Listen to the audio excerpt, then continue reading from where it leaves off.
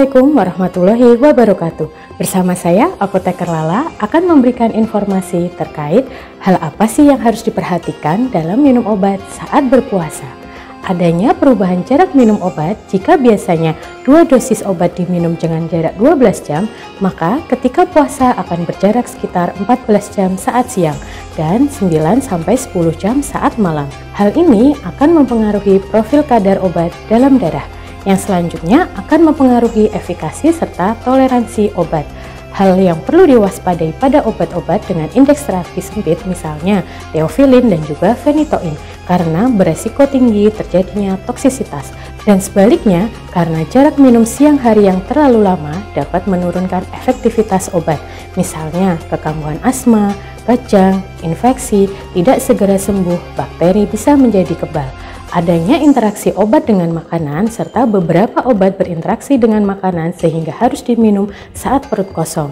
Namun obat-obat tertentu justru lebih baik diminum bersama makanan atau sesaat setelah makan untuk meningkatkan penyerapan atau mengurangi efek samping obat. Adapun contoh-contohnya adalah yang pertama, levotiroxin dapat diminum 30 menit sebelum atau 2 jam sesudah makan besar saat berbuka atau 30 menit sebelum makan sahur. Yang kedua, ada aledronat atau risedronat dapat diminum 30 menit sebelum makan sahur dengan air putih. Serta yang ketiga, ada griseofulvin lebih baik diminum bersama makanan berlemak atau susu untuk meningkatkan penyerapannya.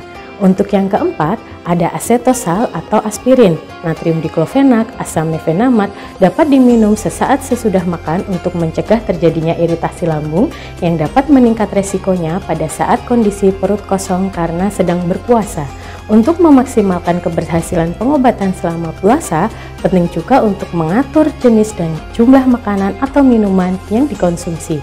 Hal ini terutama untuk penyakit yang memang perlu pembatasan dalam hal makan dan juga minum. Misalnya ada diabetes, gagal ginjal, dan juga hipertensi.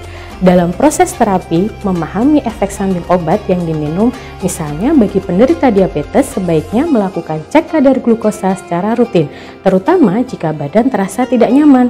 Makan mendekati habisnya waktu sahur, minum banyak air putih, dan juga mengurangi yang manis saat sahur dan berbuka.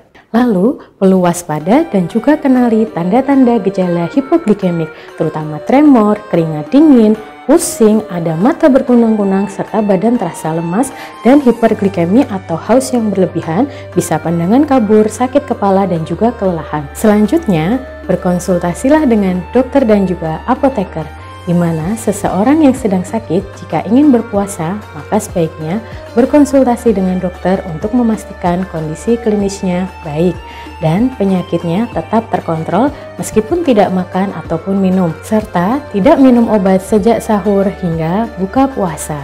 Begitu pula ketika akan mengubah jadwal minum obat dengan penggantian obat selama puasa, tentunya berkonsultasi dulu dengan dokter dan juga apoteker.